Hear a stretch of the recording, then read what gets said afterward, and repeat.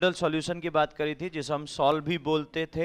हमने ये बात हुई है कि सॉल्व बोला है उसे। तो उसमें बहुत सारी चीजें डिस्कस करी थी बेटा। आई होप कि आपको क्लियर होगा। डन।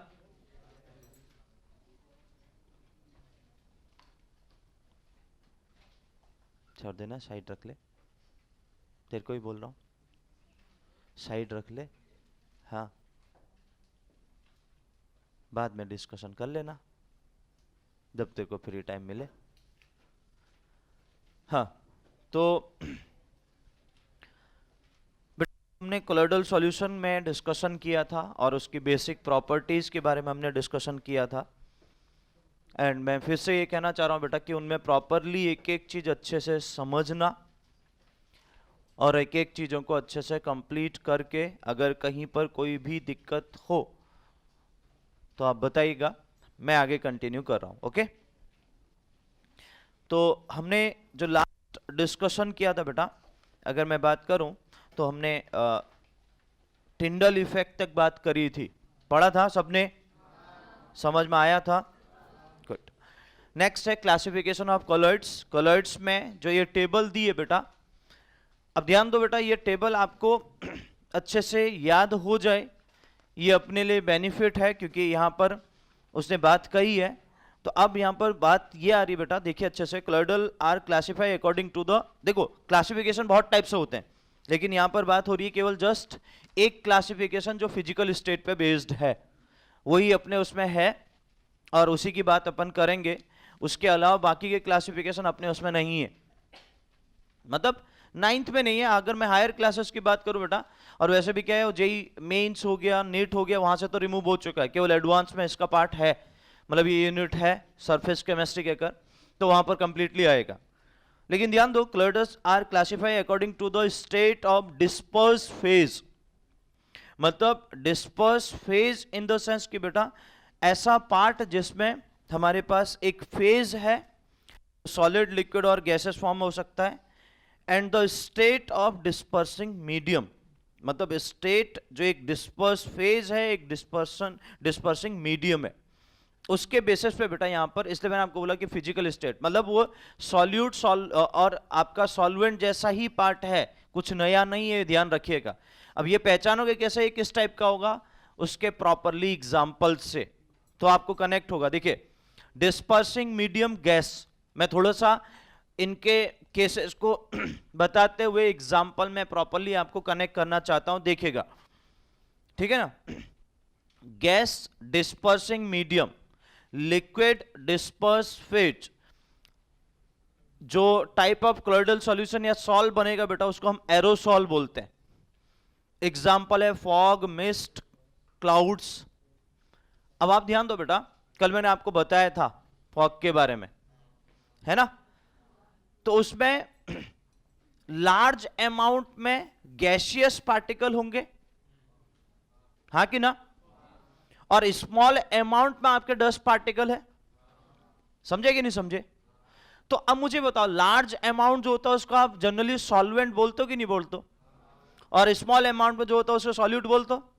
तो अब आप समझ जाओ बेटा, यहां डिस्पर्सिंग मीडियम जो गैस है बेटा हमारा, वो सॉल्वेंट की तरह बिहेव कर रहा है, और बेटा हम डिस्पर्स फेज जो लिक्विड हमारे पास यहां पर पार्ट है, जिससे वो फॉग, मिस्ट, अलग अलग टाइप के कंडीशन बन रहे हैं बेटा, तो वो क्लाउड जो बनता है, क्लाउड मतलब जो बादल बन रहे हैं बेटा, जैसे हम ये कहते हैं ना, वो आपको मैं आपको इसका रीजन समझाता हूं। बहुत सारे जो क्लाउड है, मतलब जो वो कंडेंस फॉर्म दिखता है बेटा, वो क्या करता है बेटा हमारे वहां पर, मतलब हम क्या बचपन में कहते थे, हम देखो अभी हमने तो देखा है इसलिए मैं आपको बता सकता हूं कि हम ये कहते थे बेटा, वो बचपन में नदी होती थी, नदी से बदल आते थे, ऊपर से वो पानी वहां से ले जाते थे और ऊपर जाके फिर वो बारिश होती थी, हम ये कहते थे। तो मैं उसी की बात करना चाह रहा हूं कि यहां पर वही फेज आपको उसी तरीके से दिखेगा। होता क्या है बेटा कि आपके जो क्लाउड्स हैं, जितना कंडेंस होगा उतना उनके पास अमाउंट ऑफ वाटर ज्यादा होगा, ठीक है। तो वो क्या करते हैं बेटा, वो अमाउंट ऑफ वाटर ज्यादा है तो ऑब्वियस है कि बेटा वो जैसे ऊपर जाएंगे तो ऊपर का टेम्परेचर क्या होता है बताओ, कम होता है, ये तो हमने पहले ही बोल चुके हैं। जैसे ही आप सरफेस से ऊपर की ओर को जाओगे ऊपर का टेम्परेचर कम, अरे हाँ कि ना? अब अगर वो यहां पर टेम्परेचर ज्यादा है तो हो सकता है कि वाटर के वेपर फॉर्म में हो, लेकिन जैसे जैसे ऊपर जाएगा तो टेम्परेचर कम होने की वजह से वाटर वेपर क्या होगा, कंडेंस होना स्टार्ट हो जाएगा।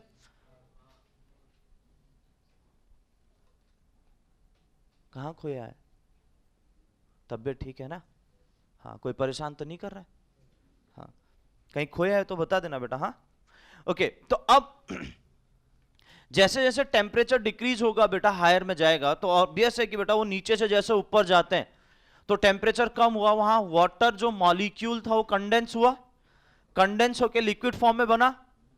अब लिक्विड फॉर्म बना बेटा, ग्रेविटी उसकी क्या होगी बेटा, ज्यादा। ग्रेविटी तो लग रही, मास ज्यादा होने की वजह से लिक्विड फॉर्म में जैसे आया, मास ज्यादा होने की वजह से वो नीचे ही आएगा, तो बारिश होना स्टार्ट हो जाती है बेटा। ठीक है। अब ये चीज क्या होता है बेटा, जैसे जैसे वो, अगर आप देखो वो बिजली जो कड़क रही है बेटा, जो लाइटिंग आपको दिखती है, तो उसमें भी इसका बहुत बड़ा रोल है। तो क्या होता है बेटा, वो जब आपके वो दो, आपको जो लाइटिंग दिखती है, स्पेशली वो पहाड़ ज्यादा, जितने जहां पहाड़ होते हैं वहां पर ये आपका इस टाइप से वो लाइटिंग वाला पार्ट आपको ज्यादा दिखता है। उसके पीछे भी रीजन है। क्यों? क्योंकि उसको बेटा वो जितना ज्यादा मॉइस्चर को कैप्चर करके लेके जाएगा उतना हैवी होगा। अब जैसे ऊपर को चढ़ना, अगर उसको हाइट में जाना है तो ऑब्वियस है, हैवी है तो उसको क्या होगा बेटा, एनर्जी चाहिए। अगर बीच में पहाड़ से वो टकरा गया, उसने कोलाइड किया, कोलाइड करने पे बेटा क्या होगा, वो वहां पर वाटर मॉलिक्यूल कंडेंस हो जाएंगे, और कंडेंस हो जाएंगे तो बारिश वहीं पर गिर जाती है, और इसी वजह से बादल का फटना कहते हैं जो आप सुनते हो, इसी पे डिपेंड करता है। देखो यहां कभी कभी आप ये नहीं सुनोगे कि भाई इन जोन में या सी लेवल में जहां आप हो, इस एरिया पे कभी बादल फटेंगे। बारिश ज्यादा हो सकती है, लेकिन बादल फटना मतलब ऐसा सिचुएशन है ना कि भाई एक बकेट एक के ऊपर डायरेक्टली डाल देना एक साथ, एक तो बकेट का पानी धीरे धीरे आपका आना, वो पार्ट अलग है। एक बकेट पूरा एक ही जगह पर खाली हो रही है, लेकिन वो धीरे धीरे आ रहा है। लेकिन एक है पूरे वो बकेट को उल्टा कर देना, तो एक ही टाइम में लार्ज अमाउंट ऑफ वाटर गिरेगा, तो उसको बोलते हैं बेटा बादल का फटना। और वो क्या होता है, हिली एरियाज पे सबसे ज्यादा होता है, बिकॉज मैंने आपको क्या बोला कि वहां पर स्पेशली क्या होता है बेटा, जो पहाड़ होते हैं उनसे वो जो आपके क्लाउड्स हैं वो क्या होते हैं, कोलाइड करते हैं। उन कोलिजन से क्या होता है बेटा, वो वहां पर कंप्लीटली उस वाटर को कंप्लीटली ड्रॉप आउट कर देते हैं, जिसकी वजह से बेटा मैक्सिमम रेनफॉल वहां पर उसको बोला जाता है। At a certain time maximum rainfall, तो वो बादल फटना बोला जाता है। Understood everyone? तो ये ध्यान दीजिएगा बेटा। दूसरा पार्ट है हमारे पास डिस्पर्सिंग मीडियम, गैस, सॉलिड, ये भी एरोसॉल, स्मोक। ठीक है ना? फिर से वही गैसियस पार्टिकल होंगे और वो ज्यादा होंगे। उसमें डस्ट पार्टिकल की बात करी तो क्या बनेगा बेटा, सॉलिड फॉर्म। सॉलिड मतलब डस्ट जो होंगे वो सॉलिड फॉर्म में ही होंगे, तो वो कंप्लीट आपको वहां पर स्मोक बनाते हुए दिखाएंगे। Got it everyone? ठीक है। लिक्विड गैस, अब यहां पर डिस्पर्सिंग मीडियम जो है बेटा, डिस्पर्सिंग मीडियम वो लिक्विड है, और फेज जो है बेटा वो गैस। तो फोम का फॉर्मेशन करेगा बेटा सेविंग क्रीम, सबको पता है बेटा, कम से कम देखा तो सबने है। ठीक है, यूज कोई नहीं करता वो अलग बात है बेटा, क्योंकि अभी आपके यूज करने के दिन नहीं है। ठीक है ना? नेक्स्ट है बेटा लिक्विड, लिक्विड इमल्सन, मैंने आपको बताया था। अरे हाँ कि ना? ऑयल वाटर मिक्स नहीं हो सकते हैं, लेकिन इमल्सिफाइंग एजेंट ऐड करेंगे तो क्या हो जाएगा बेटा, मिक्स हो जाएंगे। तो मैंने आपको बोला था डिटर्जेंट आप ऐड कर लो तो आपका मिक्स हो जाएगा। ठीक है ना? उसमें एग्जाम्पल आपका मिल्क है, फेस क्रीम है, ये सब जो आप यूज करते हो बेटा। तो इसलिए एग्जाम्पल भी ऐसे होंगे जो आपने सुने हैं, जो आपने देखे हैं। ऐसा कोई एग्जाम्पल नहीं होगा जो आप देखा ही नहीं है, कभी आपने ऑब्जर्व ही नहीं किया। नेक्स्ट है लिक्विड सॉलिड, सॉल्ट बनेगा मिल्क ऑफ मैग्नीशिया या ब्लड। ठीक है ना? जो हमारे पास MgOH होल ट्वाइस होता है बेटा, उसे मिल्क ऑफ मैग्नीशिया बोला जाता है, मैग्नीशियम हाइड्रोक्साइड सिंपल बोलो तो। और दूसरा ब्लड तो आप जानते ही हो,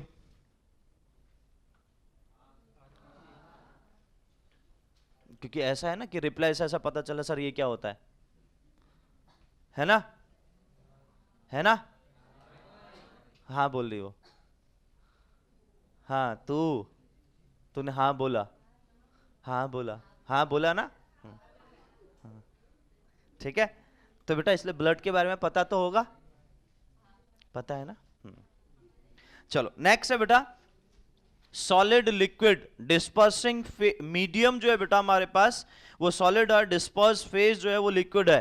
तो जेल का फॉर्मेशन होगा, जो कल मैंने आपको बोला था, जेली, चीज, बटर, हनी, दो एग्जांपल तो कल ही मैंने आपको बताए थे, ठीक है ना। अब चीज का नाम लगे, किसी के मुंह में पानी आए तो मैं कुछ नहीं कह सकता बेटा, ठीक है। नेक्स्ट है बेटा सॉलिड सॉलिड, और सॉलिड सॉल बनेगा जिसमें कलर्ड जेमस्टोन। अब मैं आपको बताता हूं बेटा ये कलर्ड जेमस्टोन क्या होते हैं, जो आप अगर आपने देखा हो तो आपको बहुत अच्छे से, मतलब देखा तो सबने होगा, भले ही किसी के पास है कि नहीं है वो अलग बात है। जो बेटा वो जब आप किसी कहते हैं ना वो ग्रह नक्षत्र अच्छे नहीं चलते हैं तो आप किसी के पंडित के पास जाते हो तो वो क्या कहता है कि भाई हाँ ये अंगूठी पहन लो, ये नग पहन लो, तो आपका थोड़ा ग्रह जो है वो शांत हो जाएंगे। सुना है ना, सुना तो होगा ना। पंडित को नहीं जानते क्या? नहीं, मंदिर में जाना बेटा, वो पंडित से पूछना कौन होते पंडित, क्या क्या। अरे वो जो पूजा करने वाले होते हैं बेटा, हाँ जो भी आप जो कहते हो बेटा, हमारे यहाँ तो पंडित ही बोला जाता है, ठीक है। तो वो आपको क्या कहेगा बेटा कि भाई आपका जो भी मतलब बेटा वो मैं उसके बारे में ज्यादा डिटेल में जाऊं, वो हिंदू माइथोलॉजी का या वो कुंडली का जो भी पार्ट है बेटा, जो आप समझ सकते हो कि आपका जो भी जोन है, बस वहां पर मैं आपको समझाना चाह रहा हूं बेटा। वो जो आपको बोलता है उसमें आपको अगर आप देखो उसमें एक अंगूठी में वो चाहे आपका सिल्वर का हो या किसी का भी हो बेटा, उसमें एक नग आता है। जैसे आप क्या करो बेटा, आपने कुछ भी आपने रिंग पहनी, रिंग में उसके ऊपर एक नग रखा जाता है, वो नग स्पेशली स्टोन होता है, डिफरेंट टाइप ऑफ स्टोन, वो सब कलर्ड स्टोन। अगर आपने आपको याद हो कोई ग्रीन कलर का, कोई रेड कलर का, इस टाइप के वो कलर्ड स्टोन होते हैं। बात समझ में आ रही, बात समझ में आ रही। अब देखो बेटा, मैं बहुत सारे लोगों ने देखा होगा, देखा है ना, ठीक है ना। मैं देखो मैं उसमें कहीं अपोज नहीं कर रहा हूं, क्योंकि मैं भी मानता हूं उसमें, ऐसा नहीं कह रहा हूं कि नहीं मानता हूं, मैं तो जस्ट आपको समझा रहा था। हो सकता है कि वह फैमिली में बहुत सारे लोगों के पास हो भी। तो मेरा कंसर्न यह बेटा, उसमें जो कलर्ड स्टोन आपको देख रहे हो, जो नग देख रहे हो, वो कलर्ड स्टोन ही है, तो वो जेम स्टोन होता है। उसमें आपका अगर आप ध्यान दो बेटा, तो सॉलिड फॉर्म में आपका मीडियम भी रहता है और सॉलिड फॉर्म में आपका वहां पर फेज भी होता है, यानी दोनों सॉलिड फॉर्म, एक टाइप से सॉल्यूट भी सॉलिड है और सॉल्वेंट भी सॉलिड है। जैसे हमने एलॉय पढ़ा था ना, इसी टाइप का ये फेज भी बन रहा है। Understood everyone. तो जेम स्टोन, ठीक है, मिल्की ग्लास, ठीक है, जो आपके बेटा जितने भी हमारे पास कलर्ड ग्लास बनते हैं, कलर्ड ग्लास तो देखिए ना यार सबने, आप ये तो मोस्ट कॉमन है बेटा, जितने भी आपके कलर ग्लास आते हैं बेटा, वो कलर्ड ग्लास में आप देखते हो कि अलग अलग डिजाइन बनी रहती है, जिनमें अलग अलग टाइप के कलर दिखते हैं, वो भी कंप्लीटली इसी तरीके से फॉर्म होते हैं। Understood everyone. वो ग्लास क्या है, वो सॉलिड फॉर्म में है, उसमें क्या किया बेटा आपने, कलर जो है वो सॉलिड कलर आपने इंट्रोड्यूस करवाया, इसका मतलब वहां पर उसका उस तरीके से फॉर्मेशन होगा। तो ये कलर्ड जेमस्टोन जो मैंने आपको बताया, मिल्की ग्लास, ये सब उसी के पूरे पार्ट हैं। Understood everyone. क्या मेरी बात सबको समझ में आई? यस और नो? तो ये एग्जाम्पल बेटा देखो, मैं आप ये समझिए, मैंने आपको कोई एग्जाम्पल सपोज आपने कॉमनली नहीं सुना हो, उसका प्रॉपर वो नाम नहीं सुना हो, बट देखा हो, तो मैंने आपको उसको फील करवा दिया कि रियली में वो क्या होता है, जिससे आप प्रॉपरली उनको कनेक्ट कर सकते हो। Understood everyone? समझे ना सब लोग? ठीक है, तो ये पार्ट है। नेक्स्ट है बेटा हमारे पास क्लोइडल सॉल्यूशन, यानी को हम जो सेपरेट कर सकते हैं, जिसमें सेंट्रीफ्यूगेशन, एक थोड़ा सा ये समझाता हूं आपको, उसके बाद तो क्लोइडल और सस्पेंशन में डिफरेंस आपको दिया है। सेंट्रीफ्यूगेशन क्या होता है थोड़ा समझिएगा। देखो अगर आपको आप देखोगे तो आपको प्रॉपरली वो पता चल पाएगा। बाकी तो क्या है बेटा, इसमें पार्ट लिखा है, सीधे मैं ये कह सकता हूं उसको याद कर लो, लेकिन मैं चाहता हूं आप उसको थोड़ा विजुलाइज करो जो आपने देखा है। कभी आपने दूध की डेयरी देखी बेटा? डेयरी जहां दूध का कलेक्शन होता है, देखा है? सबने देखा है ना? अब ये नहीं देखा तो फिर मैं कुछ नहीं कह सकता बेटा, लेकिन जिनने देखा है वो ज्यादा अच्छे से रियलाइज कर पाएंगे। तो वहां पर क्या होता है बेटा, वहां पर कंप्लीटली जब वो कलेक्शन होता है तो आपके, अगर सपोज करो आप जो दूध लेके जा रहा है बेटा, मैं जोक तो नहीं मार रहा हूं ना बेटा यार, पीछे मत देख, तेरे को बोल रहा हूं, फिर इधर उधर देख रहा है, मैं जोक तो नहीं मार रहा हूं ना, तो तेरे समझदारी का चीज बताओ, अदरवाइज मैं यही बोल के चल देता बेटा कि सेंट्रीफ्यूगेशन मेथड होती है, बात खत्म। लेकिन समझा रहा हूं, ध्यान दे लेना है बेटा, है ना? मतलब जैसे जैसे बेटा कहते हैं ना आगे बढ़ रहे हो वैसे वैसे बिगड़ते हुए जा रहे हो, ये सिनारियो मत करो, ठीक है ना? हाँ, तुम्हारे हेल्थ के लिए अच्छा है, नहीं तो मेरी हेल्थ बिगड़ेगी तो समझ में नहीं आएगा फिर उसके बाद। तो मैं ये कह रहा हूं बेटा कि वो जब दूध वाला दूध लेके जा रहा है ना, वहां पर आपने कभी ऑब्जर्व किया हो, ऐसा नहीं कि बेटा अगर कोई एक पर्सन दूध लेके आया, दूसरा पर्सन दूध लेके आया, दोनों के मिल्क का जो प्राइस होता है बेटा वो रेट अलग अलग हो सकता है, सेम भी हो सकता है, मैं मना नहीं कर रहा हूं, लेकिन दोनों के जो वो कलेक्शन करने वाला जो पर्सन होगा बेटा, दोनों का प्राइस अलग अलग ले लेता है, कभी अगर आपने ऑब्जर्व किया हो। देखो सेम वाली बात नहीं करना चाह रहा हूं, डिफरेंट होता है तो उसके पीछे रीजन बताना चाह रहा हूं।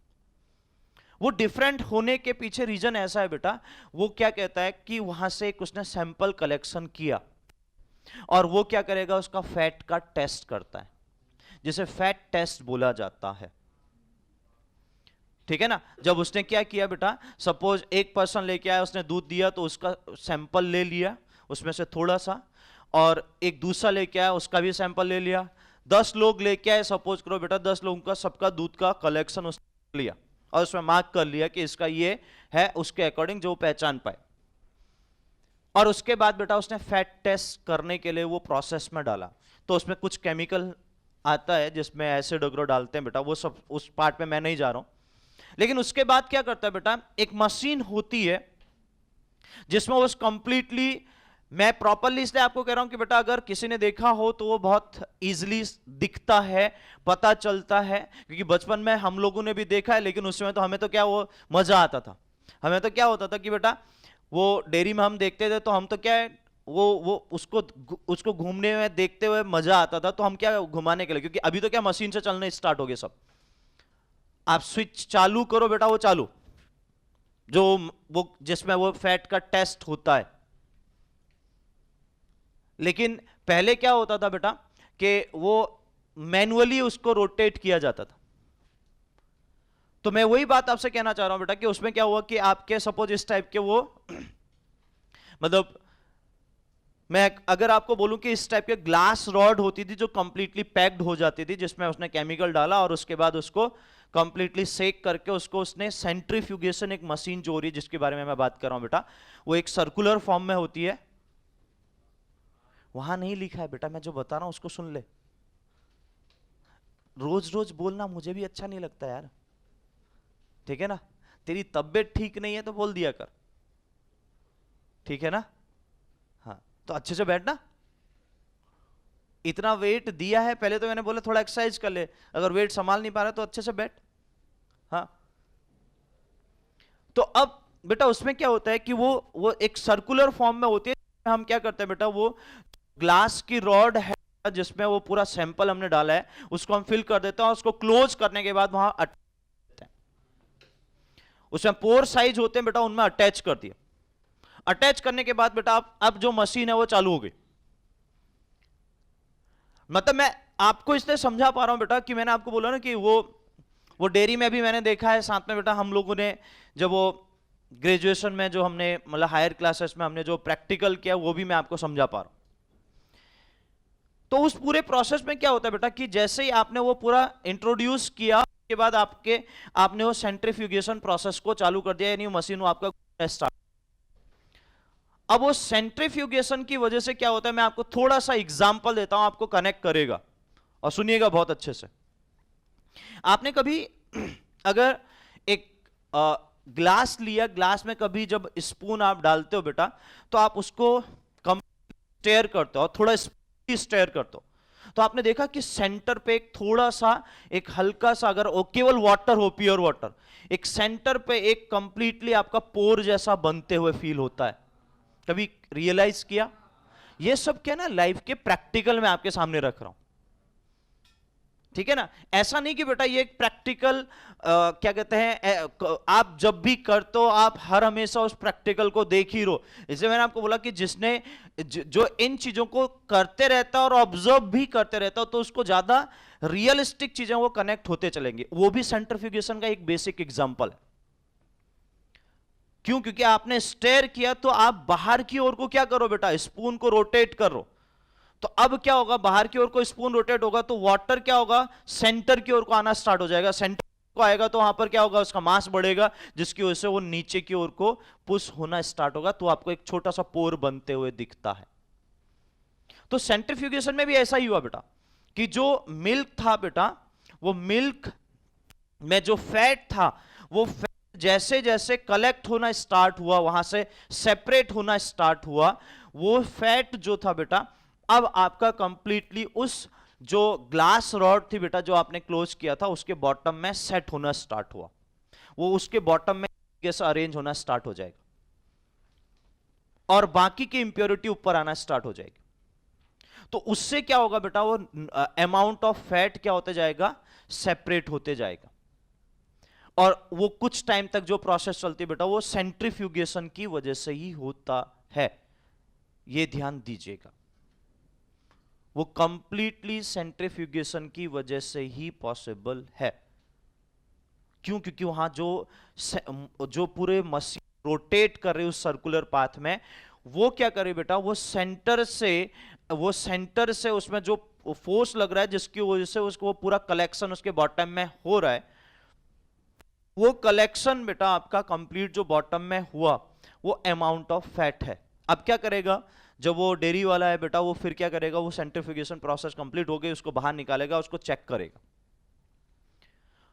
जितना फैट होगा बेटा, उसके अकॉर्डिंग वहां पर एक रेट लिस्ट होती है कि आपका फैट इतना आएगा, उसके लिए रेट इतना है, आपका फैट इतना आएगा, उसके लिए रेट इतना है, आपका फैट इतना होगा, उसके लिए रेट इतना है। तो उस रेट के हिसाब से वो चेक करेगा कि भाई इस रेंज में आ रहा है, तो मतलब इसका प्राइस ये होगा पर लीटर का, तो आपको चेक करके दे देगा बेटा।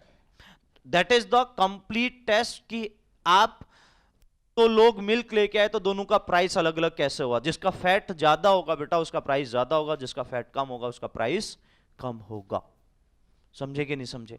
तो इस तरीके से वो पूरा प्रोसेस चलता है, और उस प्रोसेस में जो बात वहां पर हो रही बेटा, वो भी सेंट्रीफ्यूगेशन की वजह से ही चलती है।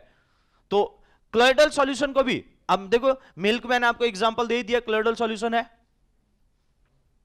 पहले ही बोला, उसमें सेंट्रीफ्यूगेशन कर रहे हैं, ये मैंने आपको एग्जांपल भी दे दिया। तो वहां से उसका फैट का टेस्ट होता है। तो वो फैट टेस्ट का मतलब कि बेटा उसमें जो पार्टिकल हैं उनको क्या किया जाता है, कलेक्ट किया जाता है उसके बॉटम में, और ड्यू टू सेंट्रीफ्यूगेशन प्रोसेस, और इस बेसिस पे कंप्लीटली क्या होता है बेटा, कंप्लीट बनती है। दूसरा एक और एग्जांपल आपको बताता हूं, जो घर पे हम लोग करते हैं। आपने देखा होगा कि आपने घर पे स्पेशली कि देखो, अब ये ना सब लोग के घर पे होता है कि नहीं होता मुझे नहीं पता, घर पे घी बनते हुए देखा है कभी? देखा है? तो जो हम दूध बाहर से लेके आ रहे हैं, हमें जो दूध देने वाला हमें पे आता है बेटा, वो क्या कर रहा है बेटा, दूध दे दिया हमने, दूध गर्म किया, सुबह देखा तो उसमें जो क्रीम लगी है उसको निकाल लिया। देखो ये सब घर पे जो माँ रहती है वो ये काम करती है प्रॉपरली, तो आपने ऑब्जर्व किया होगा तो आपको पता चलेगा। तो वो जो आपने मिल्क निकाला बेटा, तो वो मिल्क से वो जो क्रीम निकली, वो क्रीम को आपने कर लिया। तो कुछ दिन बाद, 15-20 दिन बाद बेटा, जब वो थोड़ा सा क्रीम ज्यादा हो जाती है बेटा, तब उसका घी बनाना होता है। तो हमारे वहां कैसे बनता है मैं आपको बता देता हूं। अब आपके वहां पर वो उसी तरीके से होता है कि नहीं होता मुझे नहीं पता। हमारे वहां पर क्या करते हैं बेटा, दो तरीके से। एक तो वो क्रीम को डायरेक्टली क्या है, सीधे सीधे आप कढ़ाई में रखो बेटा, उसको गर्म करना स्टार्ट करो, वहां से आपका प्रोसेस चालू हो जाता है बेटा, वहां से वो घी बनना स्टार्ट होता है कुछ के बाद। और दूसरा प्रोसेस होता है बेटा जिसमें वो सेंट्रीफ्यूगेशन प्रोसेस के बेसिस पे ही चलता है। मैं आपको ये भी समझा दूं, अब कैसे होता है आप समझिए। उसको क्या करते हैं बेटा, उसको मथते हाथ से। अब तो मशीन भी आ चुकी है, पहले पुराने टाइम में लोग क्या हाथ से उसको कंप्लीटली मथते थे, तो वो उससे क्या होता है बेटा, कंप्लीटली पूरा फैट जो होता है वो सेपरेट आउट हो जाता है, और जो उसमें वाटर फॉर्म या जो आपको इंप्योरिटी आप कह सकते हो वो अलग निकल जाती है। थोड़ा पानी डालते हैं जिसकी वजह से पूरा फैट अलग होना धीरे धीरे स्टार्ट होता है। ठीक है, ये सब क्या है बेटा, ये वो नेचुरल प्रोसेस है जिसको आप देख सकते हो, जिसमें मैंने आपको कोई अदर कंडीशन नहीं होती। तो वो जैसे बेटा आपको पूरा उसको मथोगे तो वहां कंप्लीटली फैट का सेपरेशन होता है। वही फैट आपका सेंट्रीफ्यूगेशन मशीन के अंदर हो रहा है बेटा, वो हम यहां पर मैनुअली कर रहे हैं। तो वो भी ऐसे अब क्या हो गया, अभी वो बहुत सारे मशीन आ चुके हैं जिसमें हाथ की जरूरत नहीं होती है, केवल वो मशीन डालो, प्लग ऑन करो बेटा, वो तब भी वहां पर भी वही प्रोसेस कर रहा है, कोई अलग नहीं है। बात एक ही है बेटा, अब वो क्या हो गया बेटा, हाथ से करने में टाइम भी लगता है, इसमें कोई डाउट नहीं है, और साथ में क्या होता है बेटा कि हाथ थक जाता है, इसलिए क्या करते हैं वो मशीन से लगा के वो पूरा प्रोसेस करते हैं, वहां पर भी सेंट्रीफ्यूगेशन हो रहा है। और अगर पुराने टाइम में आपने देखा हो तो मैं आपको फिर से एग्जांपल पे पुराने टाइम पे ले जाऊं तो बेटा हमारे वहां बोलते थे कि वो जो, क्योंकि पुराने टाइम में मैं आपको बोलूं मैं बहुत पुराने की बात कर रहा हूं, बिकॉज तब उस समय डेयरी की बात नहीं होती थी, डेयरी क्या होता है किसी को नहीं पता था। तो गांव में या किसी के घर पे भी दूध होता था बेटा, तो वो क्या करते थे कि दूध सुबह शाम जो दूध आ रहा है बेटा, जो वो दूध से दही जमा लेते थे। तो ऐसा होता था कि भाई आपके, क्योंकि उस समय तो क्या है बेटा, दूध भी बहुत ज्यादा अगर डेयरी में नहीं दे रहे हो तो आपके घर पे वो आपको इनफ अमाउंट में मिलता था, तो उसके बेस पर उसको कलेक्ट करके उसका दही जमा लेते थे बेटा, तो हमारे पास बहुत ज्यादा हो जाता, तो फिर उसमें क्या करते बेटा, उसको मथते थे उसको भी। तो उसके लिए भी क्या होता था बेटा, वो कहते हैं मैनुअली, मैं आपको बोलना चाह रहा हूं, तो उसमें क्या होता था, एक रॉड होती थी पूरी लकड़ी की, वो घर पे बनाया जाता था, उसमें नीचे साफ्ट लगे रहते थे। साफ्ट मतलब इस टाइप से वो रॉड होती थी बेटा, इसमें नीचे आपके इस टाइप से साफ्ट लगे रहते थे अलग अलग पार्ट में, वो पूरा गोल होता था, और उसमें वो क्या करता था बेटा, उस पूरे जो दही है उसको मथने का काम करता था, जिसमें से आपका मक्खन बाहर निकलता था, जो कृष्ण जी स्पेशली जो आप खाते हैं माखन जो कहते हैं ना बेटा, वो ऐसे ही निकलता था।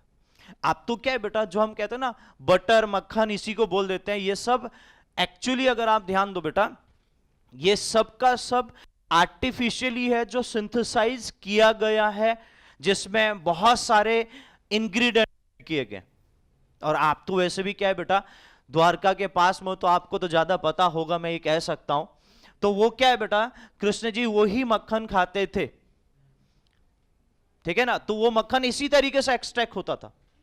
अगर कभी आपने वो श्री कृष्ण देखा हो, अब तो क्या ना बेटा, हम लोग वो चीजें क्यों देखें, हमारे काम की थोड़ना है बेटा, हमें क्या करना हो चाहे, तो कभी देखा हो बेटा, तो उसमें अगर आप ऑब्जर्व करोगे कि कृष्णा में तो बस मैं इतना ही कहना चाह रहा हूं कि उसमें जो की माता होती है, वो स्पेशली बेटा हमारे पास वो पूरा निकाल के वो जब ऊपर रखते हैं बेटा, तो कृष्ण जी उसको पूरा गिरा देते हैं, तो वो यही है, यहीं से जो इस टाइप से बनता है। तो मेरा कहने का मतलब बेटा वो भी सेंट्रीफ्यूगेशन प्रोसेस है, ये अलग अलग तरीके से किया जाता है, ये सब सेंट्रीफ्यूगेशन प्रोसेस का ही पार्ट है, ठीक है ना। तो इसलिए मैं आपको जस्ट ये समझा रहा हूं बेटा कि ये सब मैन्युअली पहले बहुत चलता था, अब उसके बेसिस पे बहुत सारे वो जो मशीन बनी, ठीक है ना, और उन बेसिस पे ये सब चीजों का हमारे पास वो चीजें धीरे धीरे क्या कहते हैं, वो आपको बेटा एक टाइप से वो कंप्लीटली हमारे लाइफ से बहुत दूर निकल गई, तो हमें वो पता ही नहीं चल रहा। एक टाइप से मैं तो आपको बोलूं कि वो जो आप कहते हो ना विलुप्त हो जाते हैं, फॉसिल बोलते हैं ना, है ना, तो वो उस टाइप के उस कैटेगरी में कंप्लीटली चले जाते हैं, तो वो अब आपको देखने को भी नहीं मिलता। नहीं तो पहले बहुत होता था, ठीक है, पहले आपको बहुत इजीली मिल जाता था, और उस बेसिस पे बेटा क्वालिटी भी बहुत आराम से मिलती थी, क्योंकि जो आप प्योर सब्सटेंस ढूंढ रहे हो तो वहां पर वो चीजें आपको इजीली मिल जाती थी। तो वो मैं आपको जस्ट कह रहा हूं कि वो चीजें होती थी, तो वो सब सेंट्रीफ्यूगेशन प्रोसेस का ही पार्ट है। तो क्यों, क्योंकि मिल्क में हम ये कह चुके हैं कि बेटा it is a colloidal solution, understood everyone. उसके बाद बेटा यहाँ डिफरेंस कोलॉइडल सॉल्यूशन और सस्पेंशन में मैंने आपको कंप्लीटली बताया है, तो आप देख सकते हो। ट्रू सॉल्यूशन कोलॉइडल सॉल्यूशन में भी डिफरेंस है, वो भी आपको बताया, उसको भी अच्छे से देख सकते हो। कहीं पर किसी को कोई दिक्कत हो बोल देना, आप डिफरेंस पढ़ लीजिएगा। नेक्स्ट है बेटा सेपरेशन ऑफ हेट्रोजीनियस मिक्सर। भाई सीधी सी बात है, हेट्रोजीनियस को हम किस तरीके से सेपरेट आउट करेंगे। तो बेटा हेट्रोजीनियस मिक्सर को सेपरेट आउट करने के लिए यहां पर बोला है कि हमारे पास हैंड पिकिंग है, सिविंग है, फिल्ट्रेशन है। मतलब अगर मैं हेट्रोजीनियस मिक्सर की बात कर रहा हूं बेटा, देखो मैं आपको थोड़ा सा समझाता हूं, आप देखिएगा। हेट्रोजीनियस मिक्सर बेटा हमारे पास, अगर मैं बात करूं बेटा कोई भी देखो अब मैं हेट्रोजीनियस की बात कर रहा हूं, तो हेट्रोजीनियस में अपने को कनेक्ट होना चाहिए कि हम किस टाइप से कंडीशन को लेकर चल रहे हैं। सपोज करो सस्पेंशन की बात कर लेते हैं सबसे पहले।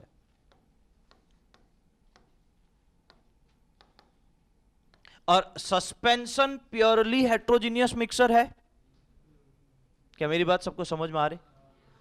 तो उसको सेपरेट आउट करने के लिए सबसे सिंपल तरीका क्या है बेटा? फिल्ट्रेशन। क्या तरीका है? फिल्ट्रेशन। तो मैं उसको फिल्टर कर लूं बेटा, तो ऊपर हमारे पास क्या होगा बेटा? वो पार्टिकल होंगे, नीचे हमारे पास केवल उसका लिक्विड फेज चले जाएगा। क्या सेपरेट हो सकते हैं? यस और नो? दूसरा ध्यान दो, हम जो हमारे घरों में जितना भी बेटा वो वाटर आता है वो फिल्टर होके आ रहा है, तो उसमें भी यही प्रोसेस चलती होंगी कि अगर इंप्योरिटीज हैं तो पहले सिंपल फिल्ट्रेशन की बात की जाएगी। अरे समझे?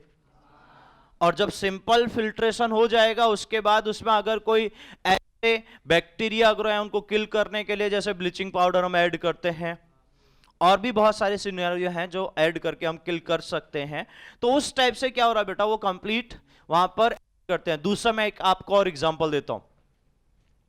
कभी आपने देखा हो, ये पार्ट भी बहुत स्पेसिफिक है, कि वो जो एक गंदा पूरा पानी है बेटा, उसको अगर हमें थोड़ा साफ करना है, तो अगर हम फिल्टर पेपर यूज ना करें तो हम वहां पर क्या करते हैं बेटा? वो जो आपका एलम होता है, मैंने आपको बताया, ठीक है, जिसे आप फिटकरी या फटकड़ी बोलते हो, जो भी आप बोलते हो, है ना, तो वो हम ऐड कर देते हैं। तो वो क्या करता है बेटा? वहां पर उन डस्ट पार्टिकल यानी वो क्ले जो पार्टिकल हैं बेटा, उनका वो सेडिमेंटेशन कर देता है। अब देखो सुनिएगा, मैं बहुत नए नए टर्म यूज कर रहा हूं तो आप समझिएगा। वो क्या बेटा कि जैसे मैंने फिटकरी वहां डाली या एलम वहां डाला, तो वो क्या कर रहा है बेटा? वो पार्टिकल का सेडिमेंटेशन कर रहा है। सेडिमेंटेशन का मतलब सबसे पहले वहां जो छोटे छोटे पार्टिकल अभी तक ट्रेवल कर रहे थे, जो सेटल डाउन नहीं हो सकते थे, उनको उसने एक्यूमुलेट करना स्टार्ट किया, इकट्ठा करना स्टार्ट किया। अब जैसे इकट्ठा होंगे तो पार्टिकल हैवी हो जाएगा, अब वो सेटल डाउन होना स्टार्ट हो जाएगा, और सेटल डाउन होने को ही सेडिमेंटेशन हम बोल रहे हैं। Understood everyone? क्या मेरी बात सबको समझ में आई? तो पार्टिकल सेटल डाउन होने के लिए बेटा वहां पर हम फिटकरी डाल देते हैं, जिससे वो गंदा पानी जो एकदम हम कहते हैं बिल्कुल वो जिसमें क्ले जो है जो डिजोल्व है, लेकिन वो ऐसी क्ले डिजोल्व है कि वो सेटल डाउन नहीं हो सकती। एक तो जो सस्पेंशन है आपको दिख रहा है, लेकिन वो जो क्ले है वो डिजोल्व नहीं हो सकता है, वो जो क्ले है वो सेटल डाउन नहीं हो पाएगा बेटा। तो उसमें हम क्या करते हैं? इस टाइप से एलम हम ऐड करते हैं, जिससे वो कंप्लीटली वो हम उनको एक्यूमुलेट करा देते हैं। यानी एक साथ दो तीन पार्टिकल को, तीन चार पार्टिकल को एक साथ मिक्स किया, मिक्स करने के बाद अब क्या होगा बेटा? प्योरिटी जो हो जाएगी, कंप्लीटली सेटल डाउन होना स्टार्ट हो जाएगी। अब वो किसकी वजह से हुआ? अगर मैं ये पूछूं किसकी वजह से हुआ? जो आपने एलम डाला उसकी वजह से ये कंप्लीटली प्रोसेस चल। Understood everyone? मेरी बात सबको समझ में आई? तो वो कंप्लीट प्रोसेस की वजह से ऐसा होता है। तो यहां पर सस्पेंशन में भी वो सिंपल फिल्टर आप कर सकते हो। सिंपल फिल्ट्रेशन के लिए अलग तक तरीके हैं, मैंने एक आपको एग्जांपल दिया जस्ट, वो भी अगर सस्पेंशन का ही पार्ट है तो उसमें भी हम फिल्ट्रेशन की बात कर सकते हैं। अब वो फिल्ट्रेशन के लिए आपने क्या किया, आपको खुद पता है कि वो मिट्टी जैसे नीचे बैठी, अब आप क्या करो, सीधे फिल्टर पेपर से आप उसको फिल्ट्रेट कर सकते हो। नीचे हमारे पास जो कंप्लीटली जो क्ले होगी, जो सेटल डाउन हो चुकी होगी, वो अलग चले जाएगी और बेटा हमारे पास प्योर वाटर अलग हो जाएगा। और ऐसा ही मैं आपको बताता हूं बेटा कि अगर आप समझ पा रहे हो, जितने भी जब ये रेनी सीजन आता है बेटा, उस टाइम पे नदियों से जो पानी आ रहा है वो गंदा ही आ रहा है। तो अगर आपके सिटी में जो पानी आ रहा है बेटा वो पूरा क्लियर होके वो इसी प्रोसेस से पास ऑन होता है। क्यों? क्योंकि ऑब्वियस है उस समय इनको फिल्टर करने में बहुत टाइम लगता है, और सिटी में आपकी रिक्वायरमेंट बहुत ज्यादा है, तो आपको पानी चाहिए, तो आप देखोगे तो उस बेसिस पे यही प्रोसेस से पास करना होगा। तो कभी कभी आपने देखा होगा कि वो पानी थोड़ा गंदा भी आता है, देखा है ना? तो वो क्यों हो रहा है बेटा? क्योंकि वो प्रॉपर फिल्टर नहीं हुआ होता है। समझे कि नहीं समझे? तो ये सब चीजें बेटा वहां पर डिपेंड करती हैं। तो सिंपल फिल्ट्रेशन। दूसरा, आपको दूसरा प्रोसेस समझाता हूं। हम जब चाय बनाते हैं बेटा, तो चाय बनाते हैं छन्नी चाहिए, वो सीप चाहिए, तो वो सीविंग से पास कर लिया। फिल्टर पेपर के साथ साथ सीविंग, फिल्ट्रेशन करने के साथ साथ हम एक और प्रोसेस करते हैं कि सीप से पास कर सकते हैं। जितना ऐसी सीप ले लें जिसमें पोर साइज जितना छोटा हो, उतना फिल्ट्रेशन प्रॉपर हो पाएगा। क्या मेरी बात सबको समझ में आ रही? सो सेकेंड कंडीशन बेटा हमारे पास वो सीविंग और सिप से हम कर सकते हैं। और हैंड पिकिंग मतलब सीधा सीधा बेटा हमारे पास जितने भी हमारे पास इंप्योरिटीज हैं उनके हैंड पिकिंग से हम यहां पर सेपरेशन कर सकते हैं। अब यहां पर बेटा आपको बात कर रखी है कि general following the physical properties are considered in the separation of the constituent of a mixer. First है density of the constituent of the mixer, उसकी डेंसिटी कैसी है, ठीक है। दूसरा, melting point and boiling point of the constituent of the mixer, उसका melting point और boiling point को ऑब्जर्व करेंगे। कभी कभी क्या है बेटा, अगर वो पूरा मिक्सर बना हेट्रोजीनियस, अब आप सपोज करो वाटर का ही मिक्सर, वाटर में क्ले आपने डाल दिया, तो अगर मैं ये बोलूं कि आपको फिल्टर नहीं कर रहे हैं तो कैसे कर सकते हो? आपको सीधे सीधे हीट करना स्टार्ट करो, वाटर वेपर इवेपोरेट होकर बाहर निकलेंगे, जहां बाहर निकलना उनको कलेक्ट करके कंडेंस कर लो, सेपरेशन हो जाएगा बेटा। यस और नो? ठीक है। नेक्स्ट है बेटा हमारे पास property of volatile of one और more constituent of the mixer. मतलब अगर वाटर वॉलेटाइल होगा तभी निकल पाएगा ना, अगर वॉलेटाइल होगा ही नहीं तो कैसे वो सेपरेशन होगा? हो पाएगा क्या? नहीं हो पाएगा। तो ये भी ध्यान रखिएगा बेटा। नेक्स्ट है solubility of the constant of the mixer in different solvent. ये बात भी सही है कि वो सॉल्युबल है कि नहीं, ये भी तो पता करना पड़ेगा। अगर सॉल्युबल ही नहीं होगा तो पहले से ही सेपरेट आउट हुए ना बेटा। समझे? समझे? ठीक। Ability of the constant of the mixer of sublime. जो पर्टिकुलर मिक्सर में सॉलिड है, जो सॉलिड आपने डाला उसका सब्लिमेशन पॉइंट क्या है ये भी देखना है। अगर सब्लिमेशन जल्दी हो गया तो मैं उसको सब्लिमेशन से भी सेपरेट आउट कर सकता हूं। ये प्रोसेस भी तो है ना, तो ये भी ध्यान दीजिएगा बेटा। Ability to the constant of the mixture to diffuse, मतलब वो डिफ्यूज इजिली हो रहा है कि नहीं हो रहा है। अगर इजिली डिफ्यूज होगा तो ज्यादा हमारे पास क्या होगा, ज्यादा एरिया में वो पार्टिकल डिस्ट्रीब्यूट होंगे, तो उनको सेपरेट करना इजी होगा कि डिफिकल्ट होगा? डिफिकल्ट होगा, ऑब्वियस है। समझे कि नहीं समझे? तो ये ध्यान दीजिएगा बेटा। उसके बेसिस पे technique for use the separation of the component of a mixer. तो पहला हमारे पास बेटा इवापोरेशन, ये तो अपने पढ़ा ही है, हाँ कि ना? ठीक है। दूसरा सेंट्रीफ्यूगेशन, अभी जस्ट बात करी मैंने कि सेंट्रीफ्यूगेशन किस तरीके से होगा, ठीक है। तीसरा, अब देखो ये सब आपको प्रोसेस पूरा अच्छे से बता चुका हूं, इसलिए आपको बोल रहा हूं कि आपको कंप्लीटली देखना है।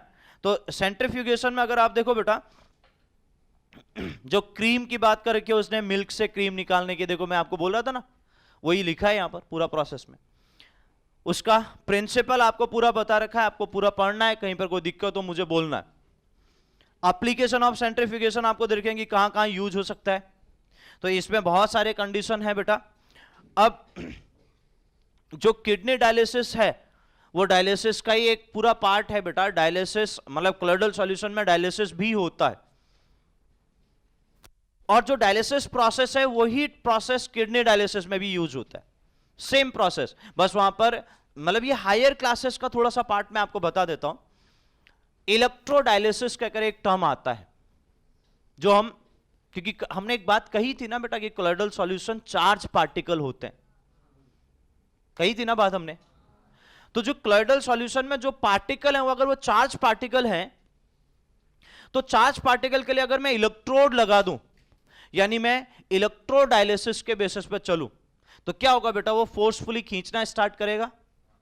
तो किडनी डायलिसिस भी बिल्कुल ऐसा ही होता है, और वहां पर बिल्कुल सेम यही प्रोसेस चलती है। 2 इलेक्ट्रोड लगा देते हैं, इलेक्ट्रोड जैसे इंट्रोड्यूस करते हैं, उसके बाद क्या होता है बेटा, जैसे इलेक्ट्रिसिटी चालू करी तो उसके बाद अब क्या हो बेटा, वो पार्टिकल जो पार्टिकल आपका सेपरेशन होना चाहिए था, या जो पार्टिकल आपके यूरिन में नहीं आना चाहिए था, वो एक्सट्रैक्ट करेगा।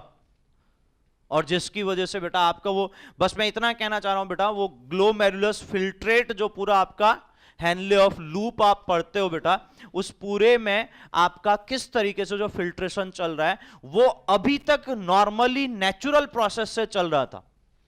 लेकिन प्रॉब्लम आई किडनी में, तो ऑब्वियस है कि बेटा फिर वहां पर यूज होना स्टार्ट हुआ आपका कौन सा पार्ट, आर्टिफिशियल, जिसे हम इलेक्ट्रोडायलिसिस के बेसिस पे जानते हैं। Understood everyone? तो उसके बहुत सारे रीजन है क्यों ऐसी प्रॉब्लम क्यों आई, क्या हुआ, मैं उसके पीछे नहीं जाना चाह रहा हूं। लेकिन in simple word, that is a very very important process कि वहां डायलिसिस के बेसिस पे भी आप कांस्टिट्यूएंट पार्टिकल को सेपरेट आउट कर सकते हो। Understood everyone? ठीक है ना? तो यहां पर देखो, यहां पर मैं क्या है, the employed of the blood is the separate of the constituent, blood को आप सेपरेट आउट कर सकते हो बेटा। तो यहां पर मिक्सर ऑफ 2 इमिसेबल लिक्विड को भी सेपरेशन करने के लिए बात कर रखी है।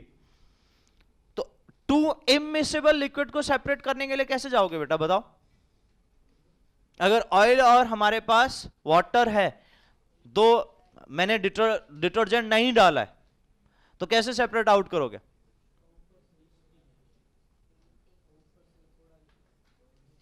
क्या? हाँ बोल। हाँ, डिस्टिलेशन से। जरूरत होना कि फ्रैक्शनल डिस्टिलेशन की जरूरत पड़े। फ्रैक्शनल डिस्टिलेशन कब होता है बेटा? कंडीशन बताना चाह रहा हूं, मेन कंडीशन। डिस्टिलेशन, सब डिस्टिलेशन बोल दिया, सबके लिए वही कंडीशन होगी। ठीक है, मेन मेजर डिफरेंस क्या है फ्रैक्शनल डिस्टिलेशन और सिंपल डिस्टिलेशन?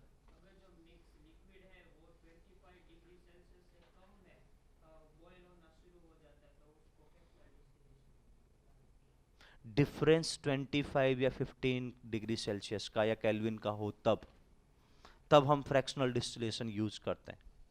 ठीक है, 25 या 15 से ज्यादा हो तो सिंपल भी यूज कर सकते हो। डिफरेंस, ठीक है ना, वो 25 नहीं, क्योंकि कोई भी लिक्विड, यार वाटर की बात कर, वाटर का बॉइलिंग पॉइंट, मतलब अगर मैं बात करूं उसको बॉइल करेगा तो 25 डिग्री सेल्सियस तो रूम टेम्परेचर तो एग्जिस्ट कर ही रहना है भाई। डिफरेंस 25 या हमारे पास 15, जनरली 15 डिग्री सेल्सियस बोला जाता है। ठीक है, आप 25 भी बोल सकते हो। तो 25 डिग्री सेल्सियस का या केल्विन का डिफरेंस होना चाहिए। उससे ज्यादा का डिफरेंस होगा तो आप सिंपल यूज कर सकते हो, उससे कम का हो तो आप फ्रैक्शनल यूज करते हो। ठीक है ना? तो इमिसिबल लिक्विड को बेटा देखिए 2-3 तरीके हैं कि यहां पर बात कर रहा है कि इमिसिबल लिक्विड को, तो मैंने बात करी कि भाई जैसे उसने डिस्टिलेशन की बात करी, तो ये ज्यादा यूजफुल होते हैं बेटा जब हम मिसेबल लिक्विड की बात करते हैं। ये ज्यादा यूजफुल होते हैं जब हम मिसेबल लिक्विड की बात करते हैं। तो इमिसिबल के लिए कंडीशन क्या क्या होंगी? जैसे मैं अगर वाटर और ऑयल की बात करता हूं, चलो ध्यान दो, हम समझते हैं। देखो बहुत प्रैक्टिकली समझ जरूरत है। मतलब कभी कभी ऐसा होता है कि बेटा अगर आप उसको प्रैक्टिकली नहीं समझोगे तो आपको दिक्कत होगी। अगर मैं उस पूरे फेज को लूं तो बेटा मुझे पता है कि वाटर जो है वो हमारे पास जल्दी इवोपरेट हो जाएगा। अगर मैं ये पूछूं बेटा कि वाटर जल्दी इवोपरेट हो जाएगा, तो आप कैसे बता सकते हो कि वाटर जल्दी इवोपरेट होगा और क्यों होगा? अगर मैं आपसे पूछूं तो वाटर इवोपरेट जल्दी क्यों होगा?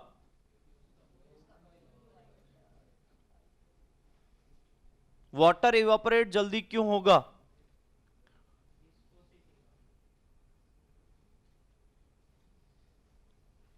उससे क्या वो लगा, वो हुआ क्यों, ये बताओ ना। हाँ, बोल भाई। वाटर इवापोरेट जल्दी क्यों होगा? वाटर और ऑयल के मिक्सर की अगर बात करूं, वो मिसिबल तो है नहीं, ये बात सीधी सीधी हो गई। तो इवापोरेट क्यों होगा? विस्कोसिटी, बात सही है, लेकिन विस्कोसिटी के पीछे भी एक रीजन है। वो नीचे जरूरी थोड़ा ना कि जो तुझे मन करा वो नीचे रख ले, जो मेरा मन करा मैं उसको नीचे रख सकता हूं ना। ऐसा, अरे यार, अगर तू पानी नीचे रख, ऊपर ऑयल डाल, तो ऊपर ऑयल फ्लोट नहीं करता है? रहता है कि नहीं रहता? तो ऐसा जरूर तो ना कि नीचे रखेंगे उसको। तो ऐसा बोलना तो गलत हो जाएगा ना बेटा यार। समझा कि नहीं समझा? हाँ हाँ, ये पॉइंट परफेक्ट है बेटा। जिसका फोर्स ऑफ अट्रैक्शन ज्यादा होगा बेटा, वो ज्यादा मॉलिक्यूल क्या होंगे बेटा, एक दूसरे के पास में रहेंगे। तो ऑब्वियस है कि बेटा हमारे पास उनका बॉइलिंग पॉइंट ज्यादा होगा, फिर विस्कोसिटी ज्यादा होगी, हम ये कह सकते हैं। जबकि अगर वाटर में देखें तो फोर्स ऑफ अट्रैक्शन वहां पर भी है, लेकिन ऑयल के कंपैरिजन में क्या होगा बेटा, फोर्स ऑफ अट्रैक्शन कम होगा। तो अगर फोर्स ऑफ अट्रैक्शन कम है तो बेटा कम हीट दूंगा तो फोर्स ऑफ अट्रैक्शन टूट जाएगा, इजिली इवापोरेट स्टार्ट हो जाएगा। तो ऑयल और वाटर में आपने कहा कि अगर जो वाटर है वो इवापोरेट हुआ तो वाटर इवापोरेट इजिली हो जाएगा बेटा। तो ऑब्वियस है कि बेटा मैं उसको वहां से भी सेपरेट आउट कर सकता हूं। तो हीटिंग प्रोसेस जो सेपरेशन का है वो भी यहां पर पॉसिबल है। तो देखो यहां पर मेंशन क्या है, the separation of to immiscible liquid is based on the different of their densities, मतलब वही विस्कोसिटी, ठीक है ना। The apparatus used for the separation is the separating funnel. It is long glass tube provided with the tap at the bottom, ठीक है। एक हमारे पास funnel होता है। फनल मतलब बेटा आपने देखा ना कि वो घरों में यूज किया जाता है स्पेशली, कि कोई भी अगर आप लिक्विड सब्सटेंस यानी ऑयल लेके आओ तो बेटा उसको अगर आपको बोतल में या कहीं पर कोई भी आपके जो आपका पॉट है उसमें डालना है, तो आप क्या करो, फनल का यूज करते हो। देखा ना,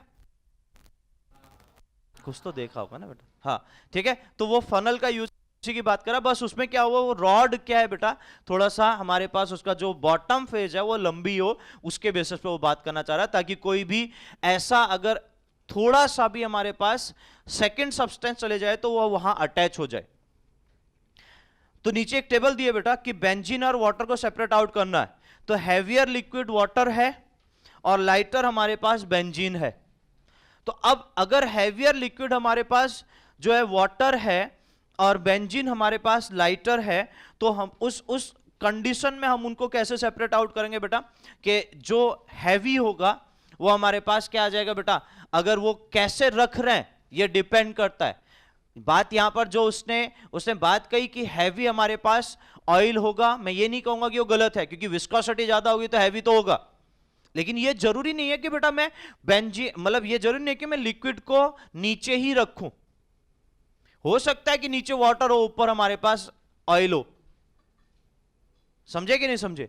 तो ये सब चीजें हमें ध्यान में देके चलना होगा। Second, kerosene oil and water, तो उसमें वाटर ही हैवी होगा, तो सेपरेटिंग कैसे सेपरेट आउट होगा आप ध्यान दे सकते हो। टर्पेंटाइन ऑयल, मतलब ये भी एक बेटा हमारे पास ऑयल का ही कैटेगरी है अगर मैं आपसे बात करूं, ठीक है। ये सब ऑयल जो आपके प्लांट से एक्सट्रैक्ट होते हैं, जैसे पाइन ऑयल है, टर्पेंटाइन ऑयल है, ये प्लांट से एक्सट्रैक्ट होते हैं। पाइन ऑयल तो सुना होगा ना बेटा, पाइन ट्री तो सुना होगा, तो उससे जो ऑयल एक्सट्रैक्ट होता है, देखा है, देखा पाइन ऑयल देखा है, देखा है, सबने देखा है? कहां देखा है बताओ, अच्छा मैं आपसे पूछूं तो। हाँ, अरे कैसा होता है ये तो बताओ सर।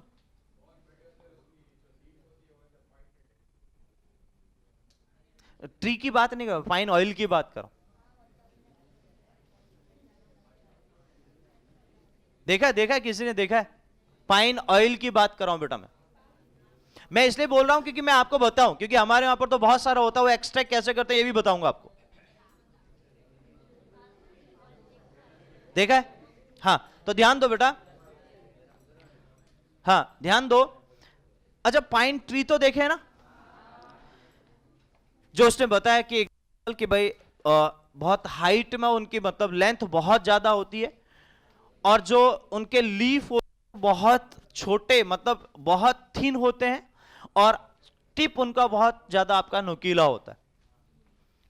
मतलब एक टाइप से मैं बोल सकता हूं कि बेटा वो जैसे आपको पिन होता है, उस पिन में अगर आप देखो उसका टिप वैसा ही आपका उसका पिन होता है बेटा, बहुत पॉइंटेड होता है। ये तो उसका मैं बेसिक बात कर रहा हूं। उसके स्टेम में जब वो पेड़ बड़ा होते जाता है बेटा, थोड़ा एक साइज हो जाता है उसका उसका स्टेम थोड़ा सा उसकी विड्थ हो जाती है। तो उसके स्टेम में वहां पर क्या करते हैं बेटा, मैं आपको थोड़ा सा समझा रहा हूं इस तरीके से कि इस टाइप से वहां पर ये स्टेम है, इस स्टेम में वो क्या करते हैं बेटा, एक पूरी एरिया को उन्हें क्या कर लिया, वहां पर जो बार्क लगा रहता है उस आउटर कोटिंग को रिमूव कर देते हैं। और रिमूव करने के बाद उसमें क्या करते हैं बेटा, देखिएगा बेटा मैं आपको बोल रहा हूं किस तरीके से एक्सट्रैक्ट होता है। इस तरीके से लाइनिंग ड्रॉ करते हैं, मतलब इस तरीके से लाइनिंग ड्रॉ करके उन्हें क्या किया बेटा, वहां पर ये जो लाइन बनाई, मतलब वहां से क्या हो रहा है, वो लाइनिंग से पूरा हमारे पास वो एक्सट्रैक्ट होना स्टार्ट होता है। और नीचे एक हमारे पास कलेक्टिंग डक्ट लगा रहता है जो उसमें कलेक्ट होता है, और नीचे एक आपका कंप्लीट बीकर होता है जिसमें वो आपका धीरे धीरे आना स्टार्ट होता है। तो इस तरीके से क्या होता है, वो कंप्लीटली उस पाइन ट्री से आप ऑयल का एक्सट्रैक्शन करते हो, और जो बहुत कॉस्टली होता है, मैं आपको बोलूं जो बहुत कॉस्टली होता है। अगर आप थोड़ा समझो तो इसको, तो मैं तो आपको बताना चाह रहा हूं कि ये इतना कॉस्टली होता है कि इसके जो आप फेविक्विक यूज करते हो ना बेटा, इसकी स्ट्रेंथ, वो जो एक दूसरे को अटैच करने की जो स्ट्रेंथ होती है वो फेविक्विक से भी ज्यादा होती है।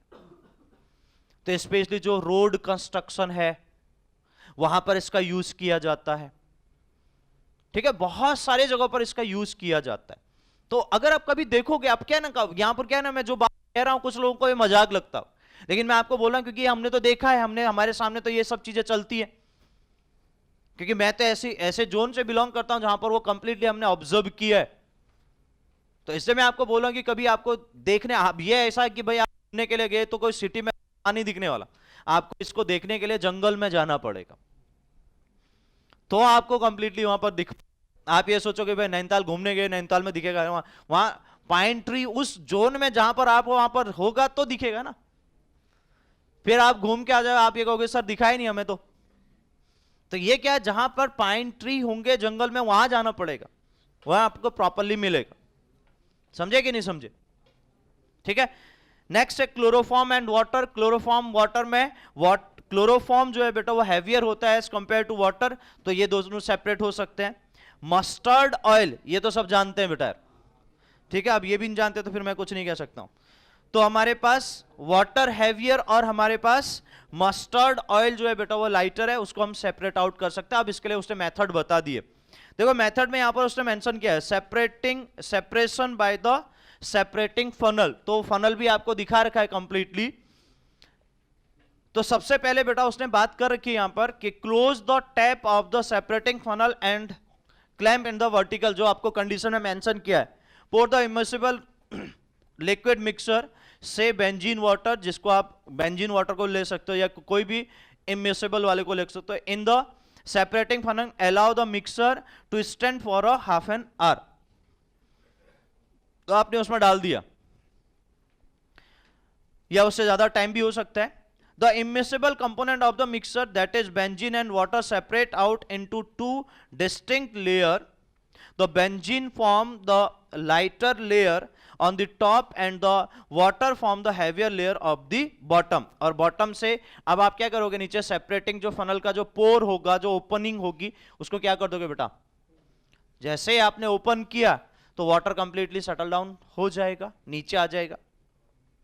Place a canicle or a beaker under the nozzle or the separating funnel, turn the tap gently so that the water trickles in the flask or the beaker drop by drop. Once the water is drained out, close the tap. तो दोनों को close कर लो बेटा. उसके बाद close करके water separate out हो जाएगा और ऊपर आपका फनल में क्या रहेगा, जो भी आपका लाइटर सब्सटेंस होगा वो. बात समझ में आई? तो अब ये इस तरीके से पूरा आपका कंडीशन है बेटा, उसके बेसिस पे उसका एप्लीकेशन दिया है. ठीक है. और नेक्स्ट सब्लिमेशन प्रोसेस क्या होता है ये आपको ऑलरेडी बता चुका हूं. क्या मेरी बात सबको समझ में आ रही? Separation of mixture of the common salt and ammonium chloride. तो दोनों को सब्लिमेशन मेथड से किस तरीके से सेपरेट आउट किया जाता है, तो इसको अच्छे से ध्यान देना. बाकी हम नेक्स्ट क्लास में स्टार्ट करेंगे और इसमें जो बाकी के प्रोसेस हैं ये सब चीजें देखो बेटा. एनसीईआरटी के अकॉर्डिंग अगर आप जाओ तो एनसीईआरटी में ये सब चीजें कुछ नहीं दिया है, बट ठीक है अपन यहां पर दिया है तो उसको कंप्लीट कर लेंगे. Understood everyone? ठीक है ना. तो इतना परफेक्ट करिएगा, बाकी हम नेक्स्ट क्लास में डिस्कशन करेंगे.